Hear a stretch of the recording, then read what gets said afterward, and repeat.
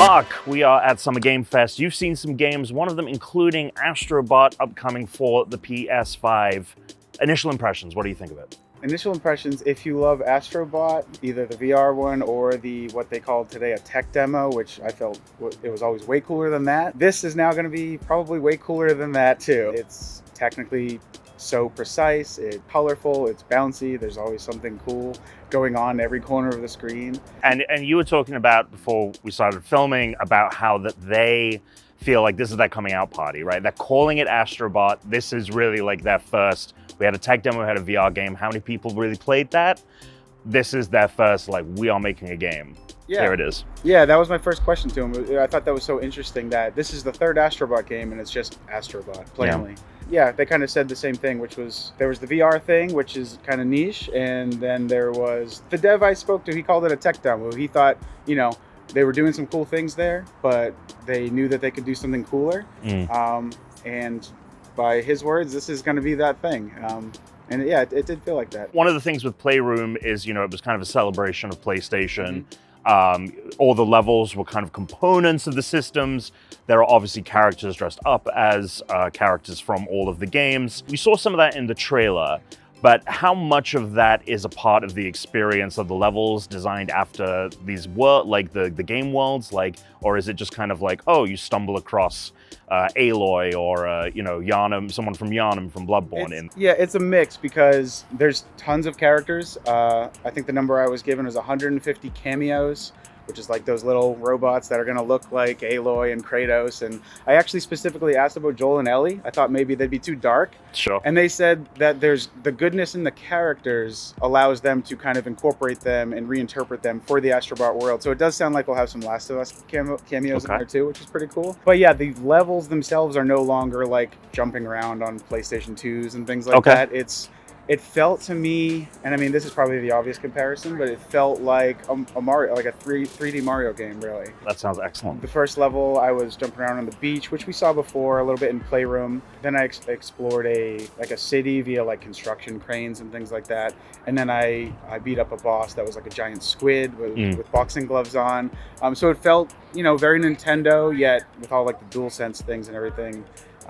It's clearly like a PlayStation 5 showpiece too. One of the things that they kind of showed off in the trailer as well is that they are obviously elevating on the gameplay, the new mechanics, right? Because so much of what Playroom was about was like showcasing what the DualSense could do, and it had a pretty like broad variety of things that were showcasing and experiences built in. What did you see that kind of like took that to the next level? I saw a lot of fun little things, but the one I should really tell you about, I didn't see it myself, but he told me about it. It sounds so funny because, you know, the classic Nathan Drake thing where he's walking through the doorway and he touches the wall. And it's like, oh, that's how you know it's AAA, because he can touch the wall. But they're doing this thing, like I said, I didn't see it, but I heard about it and it sounds awesome. With the touchpad, as you're like grazing against an object like a wall or something, you may sometimes feel like a bit of feedback that tells you that there's something there. And it's basically like a secret really tucked away, you know, because there are secrets where it's like, oh, if I jump under here,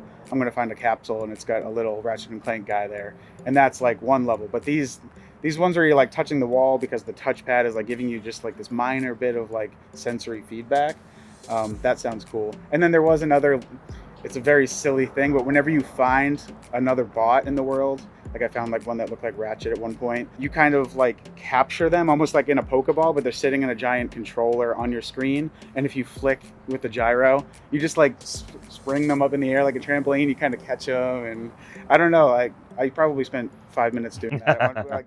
Cumulatively, too much time on that. But yeah, it was cool.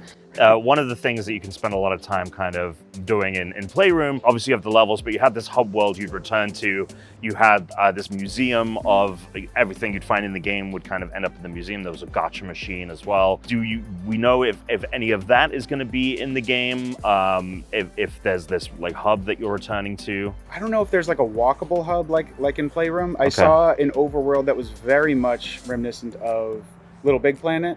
So you just fly from planet to planet, and it's kind of like different environments. You know, like I said, there was like the beachy one and the construction one. And then I hit a boss. So I'm not sure what else is after that, but I got the sense that there's a ton out there, all different biomes, all different aesthetics. and they're just represented as planets. And you fly again, like with the controller, you can kind of steer around the world. I'm not sure if there's going to be one that you get to jump around like Playroom though. Yeah. And the overworlds that you're experiencing, do they feel, because there was a lot obviously to see and do, and you could explore, and there were pockets of things to see.